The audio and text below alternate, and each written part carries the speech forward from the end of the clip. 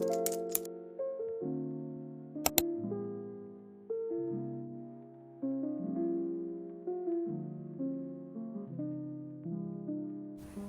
ഞാൻ ഇന്നൊരു കുഴിമന്തി റെസിപ്പി ആയിട്ടാണ് വന്നിരിക്കുന്നത്.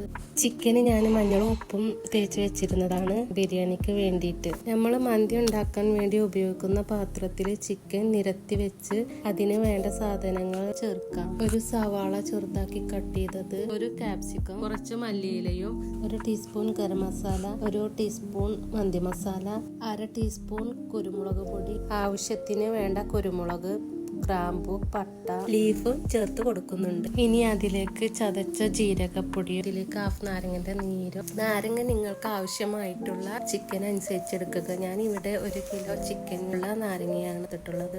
ഇനി അതിലേക്ക് 1 കപ്പ് സൺഫ്ലവർ ഓയിലും 2 മാഗി ക്യൂബും ചേർത്ത് കൊടുത്ത് നല്ലപോലെ മിക്സ് ആക്കുക.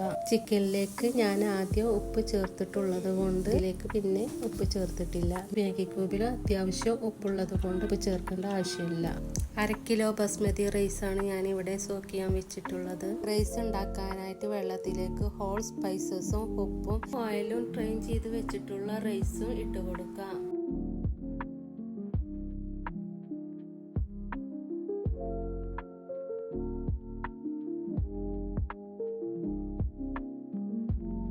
ഇത് എൻ്റെ ആദ്യത്തെ കുക്കിംഗ് വ്ലോഗാണ്.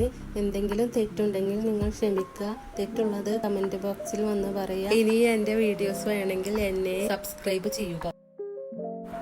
റൈസ് കുക്കാവുമ്പത്തിന് നമുക്ക് ചിക്കൻ കുക്ക് ചെയ്യാൻ വെക്കാം.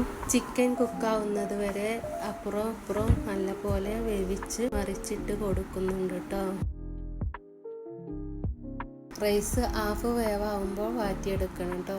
പിന്നെ ദമ്മിടുമ്പോൾ അതിൻ്റെ കൂടെ ഫുള്ള് കുക്കായിക്കോളും. ഇതാ ചിക്കൻ ഇപ്പോൾ നന്നായി കുക്കായി വന്നിട്ടുണ്ട്. ഇനി ചിക്കനിലേക്ക് റൈസ് ഇട്ടുകൊടുക്കാം. എന്നിട്ട് ചാർക്കോൾ വെച്ചിട്ട് ദമ്മ് ചെയ്തെടുക്കാം. ഞാനിവിടെ യെല്ലോ കളറും റെഡ് കളറും ചേർക്കുന്നുണ്ട്. നിങ്ങൾക്ക് വേണമെങ്കിൽ ചേർത്താൽ മതി. 4 പച്ചമുളക് എടുത്ത് റൈസിൽ വെച്ച് കൊടുക്കാം.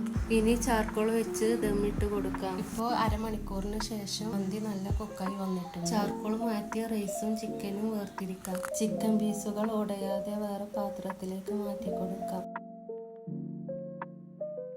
മസാലയും റൈസും മിക്സ് ചെയ്ത് കൊടുക്കാം.